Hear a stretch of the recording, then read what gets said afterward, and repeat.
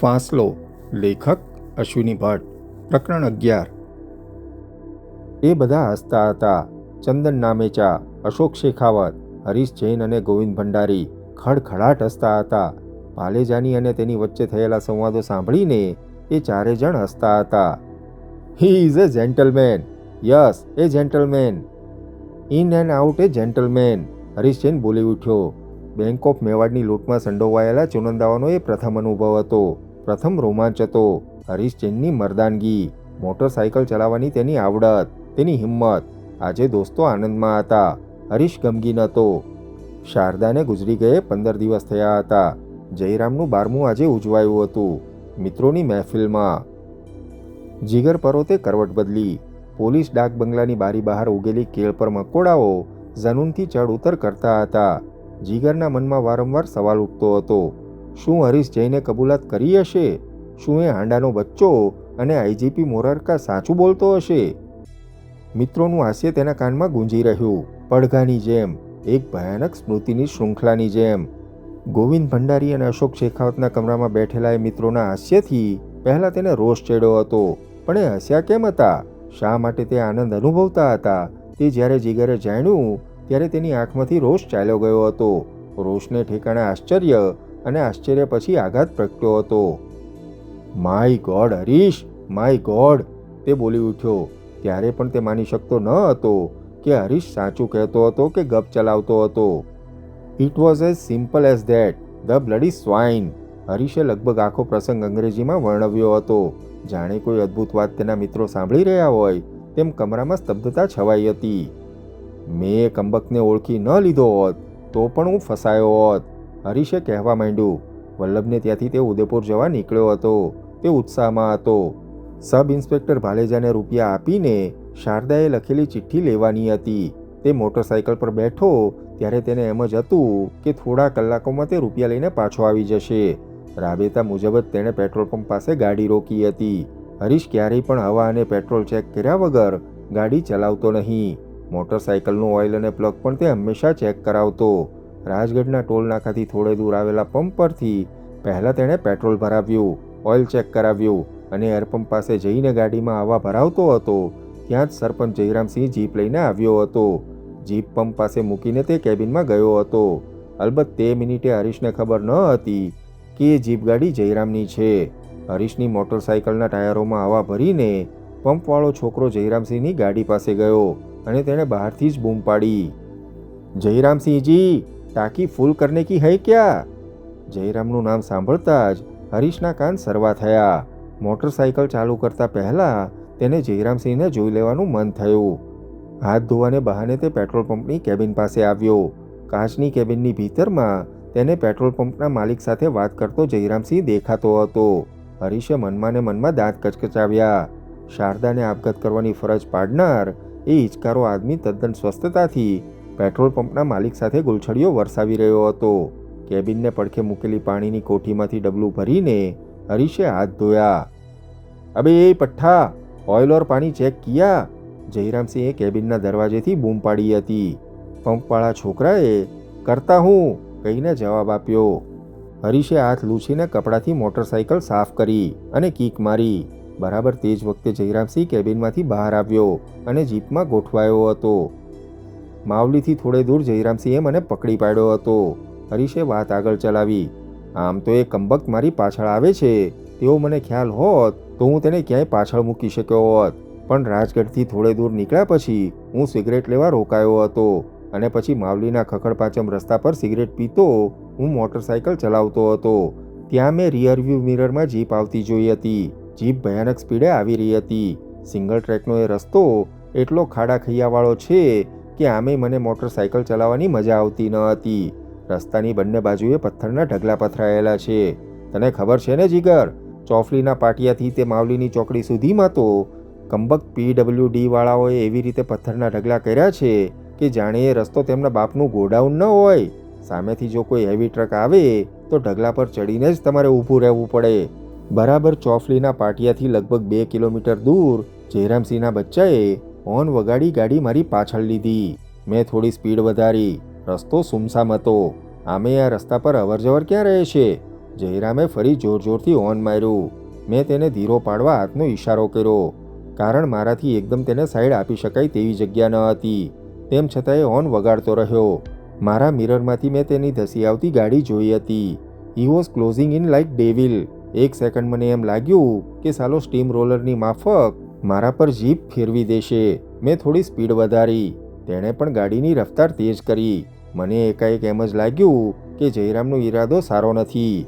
જો મને એવી શંકા ન થઈ હોત અને મોટરસાયકલ ધીરી પાડી હોત તો તે મને ટકરાવી દેત, અને હું જો સહેજ પણ ગભરાયો હોત તો આજે જીવતો ન હોત. 1, 2 અને 3 આંકડા બોલી શકાય તેટલું જ છેટું મારી અને મોતની વચ્ચે, મારી મોટરસાયકલ અને જયરામની જીપની વચ્ચે હતું. મેં તેને સાઈડ આપવા પ્રયત્ન કર્યો, તેથી તો તેને વધુ ફાવટ આવી હતી. તેની જીપનું આગલું વ્હીલ મારી બુલેટની બરાબર પેરેલલ આવી ગયું હતું. મારાથી સ્પીડ ઘટાડાઈ તેમ ન હતું. જમણી તરફ જીપનું વ્હીલ અને ડાબી તરફ થોડા અંતરે પડેલા પથ્થરોના ઢગલા. ઇટ વોઝ જસ્ટ લાઇક એ પિન્સર. લગભગ 1 કિલોમીટર સુધી એ સરપંચના બચ્ચાએ મને તંગ કરી નાખ્યો. And believe me, he is a driver, real ace. He scared me. કમબખ્ત મજા લેતો હતો. તેણે જો એ વખતે મને તેની જીપનું ડાબું વ્હીલ સહેજ અડાડી દીધું હોત તો ખરેખર તે જીતી ગયો હોત. પણ તેણે મને ડરાવવાનું પસંદ કર્યું. મારી જાતે જ જો હું ગબડી પડું કે ત્યાં રવડીના રસ્તા પર પડેલા એકાદ પથ્થર પર મારી બુલેટનું વ્હીલ ફરે અને જો હું જાતે જ પડું તો તેને કશું કરવાનું ન રહે. પણ હી ટુક હિઝ ઓન ટાઈમ, અને એટલે જ મને ખાતરી થઈ હતી કે જયરામ રમત કરતો ન હતો. હી મેન્ટ બિઝનેસ. તે મને ખતમ કરવા માગતો હતો. મેં ગાડીની સ્પીડ ઓર વધારી અને સેકન્ડના અડધા ભાગમાં ડિસિઝન લીધું. હું તેની ગાડીના વ્હીલ તરફ જોતો હતો અને બાજુમાં પડેલા પથ્થરોના ઢગલાઓ વચ્ચેની જગ્યાઓ જોતો હતો. મારા મગજમાં વીજળીની ઝડપે ગણતરી ચાલતી હતી, અથવા તો pure intuition, pure luck and grace of God. એકાએક મેં ક્લચ દાબીને ફાયરિંગ વધાર્યું અને આંખના પલકારામાં મેં પથ્થરોના ઢગલા વચ્ચેથી બુલેટને સરકાવી. તે સાથે જ જયરામનું કોન્સન્ટ્રેશન તૂટ્યું હશે. ગમે તેમ પણ તદ્દન રિફ્લેક્સ એક્શનની જેમ તેણે સ્ટીયરિંગ ડાબી તરફ ફેરવ્યું. મારું જજમેન્ટ સાચું હતું. પથ્થરોના ઢગલા વચ્ચેથી તીરછી ઉડતી કાતરની જેમ મારી બુલેટ નીકળી અને રસ્તાની કિનાર પરના ખાડામાં ઉતરી ગઈ. હું સાવધ હતો એટલે ગાડી છોડીને હું પટકાયો. તે સાથે જ મારી પાછળ લગભગ 20 ફૂટ દૂર પથ્થરના ઢગલા પર જીપ ચડી અને ડાબી તરફ ઝૂકીને પડી. તેની જમણી તરફના બંને વ્હીલ ઊંચા થઈ ગયા હતા.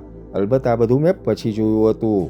જયરામસિંહે શું કર્યું તે મને ખબર નથી. કદાચ છેલ્લી સેકન્ડે તેનો પગ એક્સિલેટર પરથી ઊંચકાયો નહીં હોય. ગમે તેમ હોય, જીપ એક તરફ ફૂલળી હતી. મારી બુલેટને જાણે કોઈ અજ્ઞાત હાથે પકડી રાખી હોય તેમ આવળની ઝાડીમાં તે એક તરફ ઝૂકીને ઊભી રહી ગઈ હતી. મારો જમણો હાથ છૂટી ગયો હતો અને આગલી બ્રેકનું લીવર તૂટી ગયું હતું. હું નીચે પટકાયો હતો. Thanks to our grow more trees campaign હું ઝાડવાઓમાં પટકાયો હતો.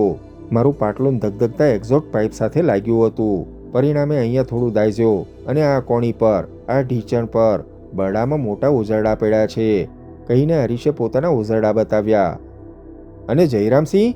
જીગરે પૂછ્યું. થોડી જ મિનિટોમાં હું બેઠો થયો હતો, પણ તે વખતે તો મને એમ લાગ્યું હતું કે જાણે અડધો કલાક વીતી ગયો હશે. ખેર, જેમ તેમ ઊભો થઈને હું બહાર આવ્યો હતો. મારાથી 20 ફૂટ પાછળ જીપ આડે પડખે સૂઈ રહી હોય તેમ પથ્થરના ઢગલા અને ખાડાની ઝાડીઓ આગળ પડી હતી. તેના બંને વ્હીલ ફરતા હતા એટલે મને ખ્યાલ આવ્યો કે તેની શાફ્ટ તૂટી હશે. હું નજીક ગયો. જયરામસિંહનો એક હાથ સ્ટીયરિંગ વ્હીલમાં ફસાઈ ગયો હતો. તેના માથા પર જીપના ઉડનો પાઇપ વાગ્યો હતો. કાન પાસે સાઈડનું પતરું વાગ્યું હતું અને મોં પર પથ્થર વાગ્યો હતો. મેં ઝૂકીને સ્ટીયરિંગમાં ફસાયેલો હાથ પકડીને તેની નાડી તપાસવાનો પ્રયાસ કર્યો. મને ખ્યાલમાં ન આવ્યું કે તે જીવતો છે કે માથામાં વાગેલા ઘાથી તે મરી ગયો છે. Anyway, I did not care. મેં રસ્તાની બંને બાજુ જોયું. ક્યાંય કોઈ વાહન આવતું ન હતું. હું પાછો મારી બુલેટ જ્યાં પડી હતી ત્યાં પહોંચ્યો. મારો ડાબો હાથ ખાસ્સો ધ્રુજતો હતો. ઇન્વોલ્ટરી ટ્રીમ્સ કે એવું જ કંઈક. મેં ધીરેથી મોટરસાયકલને પકડી અને તે સાથે તેનું પાછલું વ્હીલ ઢોળાવ તરફ રગડ્યું. મેં બેલેન્સ સાચવીને ગાડી રગડવા દીધી. ધીરેથી સાઈડનું પેન નાઇફ સ્ટેન્ડ પહોળું કર્યું અને પગથી જ ત્યાં પડેલો એક પથ્થર સ્ટેન્ડના પેડલ નીચે ખેંચવ્યો. મોટરસાયકલ સ્થિર ઊભી રહી. મેં ડેમેજ તપાસ્યું. ઇટ વોઝ શિયર લક. આગલા પંખા અને પાછળના કેરિયર સિવાય ક્યાંય નુકસાન થયું ન હતું. મેં ટાંકીમાંથી ઢોળાયેલું પેટ્રોલ લૂછીને કિક મારી જોઈ. થ્રોપ થયો. 5-6 કિકમાં તો મશીન સ્ટાર્ટ થયું. ધીરેથી હું સીટ પર બેઠો. ગિયર, ઓકે, વાહ. મેં ધીરેથી ગાડી ઉપાડી. ખાડામાંથી ગાડી બહાર કાઢતા ખાસ્સો સમય લાગ્યો. હું પડ્યો હતો ત્યાંથી લગભગ 30-40 ફૂટ દૂર જઈને હું ગાડીને રોડ પર લાવી શક્યો. મશીન ચાલુ રાખીને મેં બુલેટ સ્ટેન્ડ પર ચડાવી ને હું પાછો આવ્યો. હજુ ક્યાંય વાહન દેખાતું ન હતું. જીપમાં જયરામસિંહની પોઝિશન સહેજ બદલાઈ હતી. તેના પગ લબડી પડ્યા હતા અને માથું ભોંય પર પટકાયું હતું. સ્ટીરિંગમાં ભરાયેલો તેનો હાથ લસરી ગયો હતો. મેં આજુબાજુ જોયું અને પથ્થર ઉઠાવ્યો. It was as simple as that. Harish, તે જયરામસિંહના માથામાં પથ્થર માર્યો? જીગરે પૂછ્યું. માર્યો હોય તોય શું અને ન માર્યો હોય તોય શું? The bastard had already gone with the winds. પણ મને વલ્લભનો આક્રોશ યાદ આવ્યો. મરતી શારદાનો ચહેરો યાદ આવ્યો. Well, I could not resist it. મેં પથ્થર ઉઠાવ્યો અને ઝીકી દીધો. એ ક્યાં વાગ્યો તે પણ મેં જોયું નહીં. મને લાગ્યું કે તેને માથામાં વાગ્યો હશે. વેલ, મને પરવા ન હતી. એ જયરામસિંહનો બચ્ચો જો ફાવ્યો હોત તો તેણે પણ મને ખતમ કરી નાખ્યો હોત. મેં મોટરસાયકલ હંકારી ત્યારે પણ કોઈ વાહન બંનેમાંથી એકેય દિશામાંથી આવતું ન હતું. 3-4 કિલોમીટર ગયા પછી મને ખ્યાલ આવ્યો હતો કે આગલા વ્હીલનું બ્રેક લીવર ગાયબ છે. Harish, you killed him. My God, you killed Jayaram. જીગરે ઉદ્ગાર કાઢ્યો. He was already dead. હરીશે કહ્યું. મેં તો કેવળ મારો ગુસ્સો જ ઠાલવ્યો હતો. તને ખબર છે એ કંબકની સહેજ ભૂલ ન થઈ હોત તો શું થયું હોત? અથવા હું ક્યાંક ટકરાયો હોત તો તેણે શું કર્યું હોત? પણ હરીશ, આપણે... જીગર બોલવા ગયો કે આપણે જયરામસિંહને કાયદેસર નસીહત કરત. શું આપણે? અરે, મરતો જતો અથવા મરી ગયો હતો. તે જે રીતે પડ્યો હતો તે જોતાં મને નથી લાગતું કે તે જીવતો હશે. ગમે તેમ, પણ પથ્થર મારવાનો તને કોઈ અધિકાર ન હતો, જીગરે કહ્યું. મને સમજાતું નથી તું કેવી જાતનો માણસ છું, હરીશે એકાએક ગુસ્સે થઈને કહ્યું. શારદા પર એ આદમીએ બળાત્કાર કર્યો ન હતો. શારદા તેને કારણે ગુજરી ગઈ ન હતી. વલ્લભ ચાહતો ન હતો કે તે જયરામનું લોહી પીએ. પણ Harish, to kill a man. I told you, I didn't kill him. I only stoned him and he deserve it. Did he not?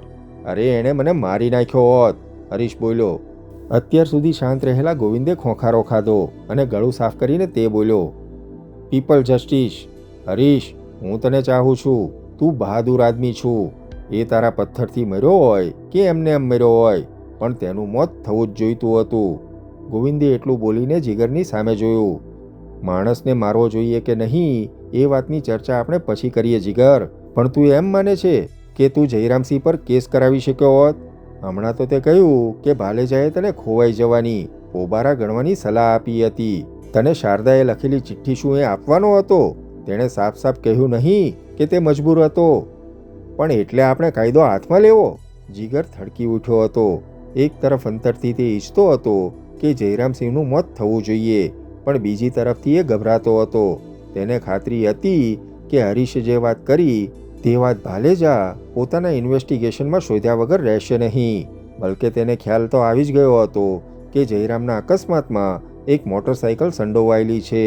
એટલું જ નહીં, એ કોની મોટરસાયકલ હોઈ શકે તેનો પણ તેને અંદાજ આવ્યો હશે.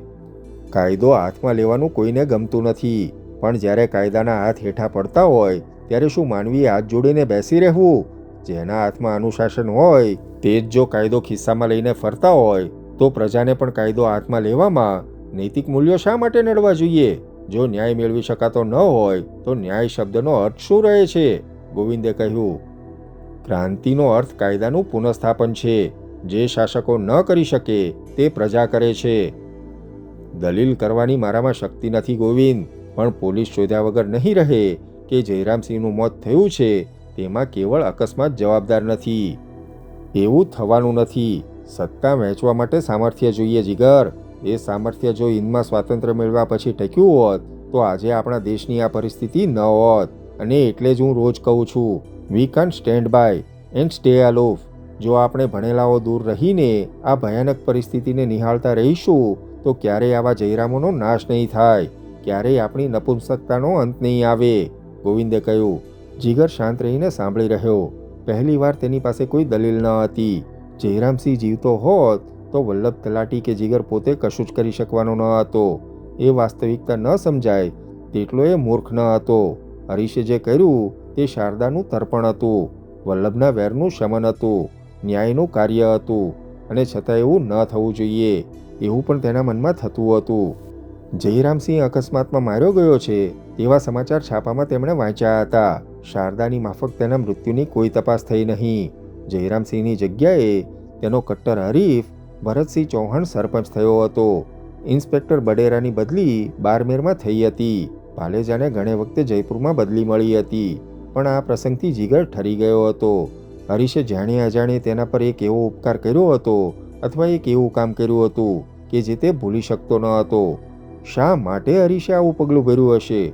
એક દોસ્તને માટે જાન જોખમમાં મૂકવાનું કામ કેવળ મરદ આદમી જ કરી શકે છે. હરીશ એવો મરદ હતો.